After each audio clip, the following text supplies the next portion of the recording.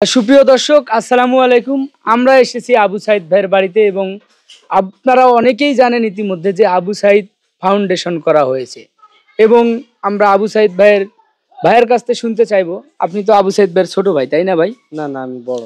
আপনি আবু সাইদ ভাইয়ের বড় ভাই? ইমিডিয়েট বড়। ও ইমিডিয়েট বড়, উনি হচ্ছে বড়। তো আপনারা যে ফাউন্ডেশনটা করলেন, তো এটা বর্তমান অবস্থায় কি, এটা আপনারা কি উদ্দেশ্য করে আসলে করছেন, কি করবেন এই ফাউন্ডেশন দিয়ে সামনে? আসসালামু আলাইকুম। আপনারা সকলে ভালো আছেন আশা করি। তো আমরা একটা শহীদ আবু সাইদ ফাউন্ডেশন নামে একটা ফাউন্ডেশন করছি। এই ফাউন্ডেশনটার মূল কাজ হচ্ছে যে অসহায় মানুষের পাশে দাঁড়ানো, অলাভজনক, অরাজনৈতিক এবং মানবতার সেবার জন্য এটা করা।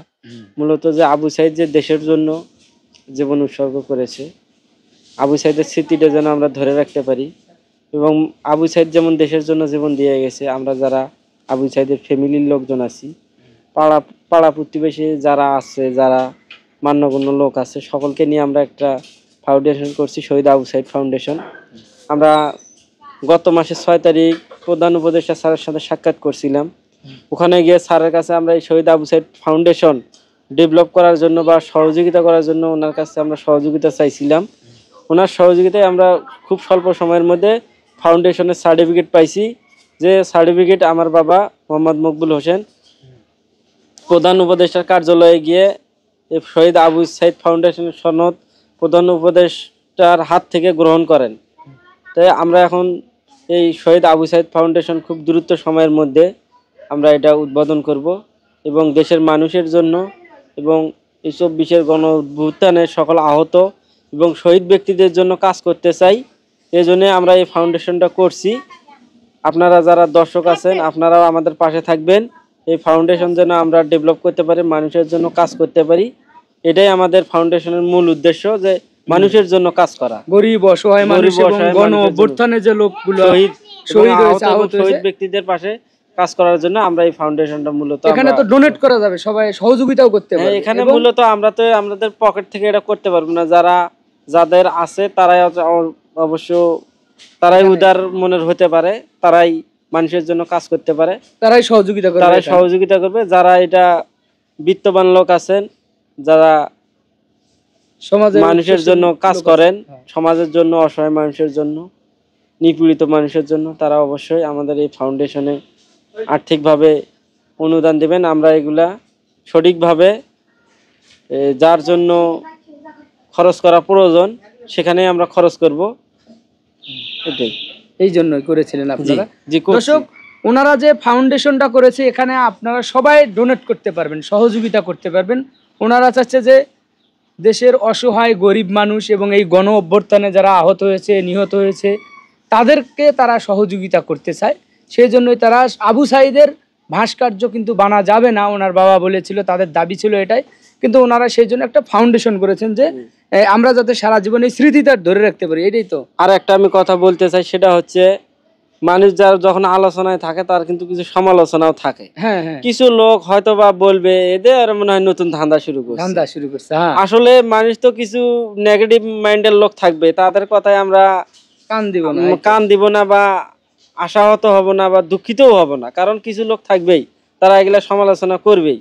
সেক্ষেত্রে যারা সমালোচক তাদেরকে তো করবেই, যারা সমালোচনা, তাদের ব্যাপারে কিছু বলার নাই।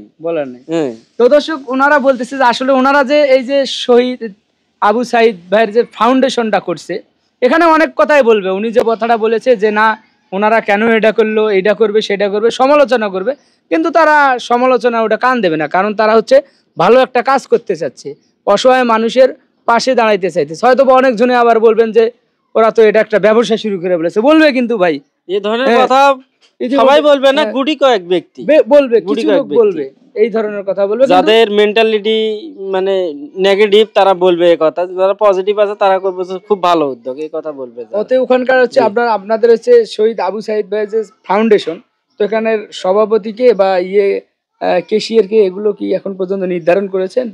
সম্পাদক এগুলা হয়েছে, আমি সাধারণ সম্পাদক, আমার ভাই রমজান আলী উনি চেয়ারম্যান, এবং আমার এলাকার মান্যগণ্য ব্যক্তি যারা আছে ওনাদেরকে নিয়ে আমরা ফাউন্ডেশনটার কমিটি করছি, আরো কমিটি বাকি আছে। এগুলো আমরা সমাজের গণ্যমান্য ব্যক্তিদেরকে নিয়ে, যাদের সমাজে কদর আছে, যাদের গ্রহণযোগ্যতা আছে, এই ধরনের ব্যক্তিদের নিয়ে আমরা ফাউন্ডেশনের চূড়ান্ত রূপটা আমরা দিব ইনশাআল্লাহ। আপনাদেরকে এই জিনিসটাও আমি শুনে নিলাম ওনাদের কাছে। হয়তো অনেকজনে বলবেন যে ওনারাই সব, কিন্তু না, এলাকার আরো যারা গণ্যমান্য ব্যক্তি আছে, ময় মুরব্বী আছে, তাদেরকেও তারা সঙ্গে রেখেছে, যে ওনারাই শুধু যে এটা একাই করেছে তা না, কিন্তু এই স্মৃতিটা ধরে রাখার জন্য করেছে। এবং শেষমেশ সবার উদ্দেশ্যে কি বলার আছে ভাই? সবার উদ্দেশ্যে একটাই কথা বলার, যে সবাই এগিয়ে আসুন মানবতার জন্য এবং মানুষের, অসহায় নিপীড়িত মানুষের জন্য কাজ করার জন্য। আমরা এই দুনিয়াতে সারা জীবন বেঁচে থাকবো না, আমাদের যেগুলো ভালো কাজ থাকবে এগুলাই পৃথিবীতে, আমাদের যে মৃত্যু পরবর্তী জীবনে এগুলাই আমাদের কাজে লাগবে। আর একটা আমি কথা বলতে চাই, আমরা কিন্তু বিভিন্নভাবে অসৎভাবে টাকা পয়সা আমরা উপার্জন করি, মৃত্যু শেষে কিন্তু 3.5 হাতের বেশি কিন্তু জায়গা আপনার জন্য বরাদ্দ হবে না।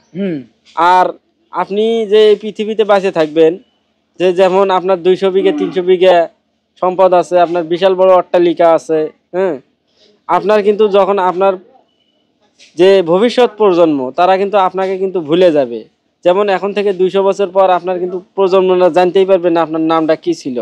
যে জমির উপর দাঁড়ায় আপনি বলতেছেন যে এটা আমার জমি, এটা আসলে তখন কিন্তু ভবিষ্যতে গিয়ে, এখন থেকে 200 বছর পর গিয়ে আপনার নামটাই আপনার ভবিষ্যৎ প্রজন্মরা জানতে পারবে না।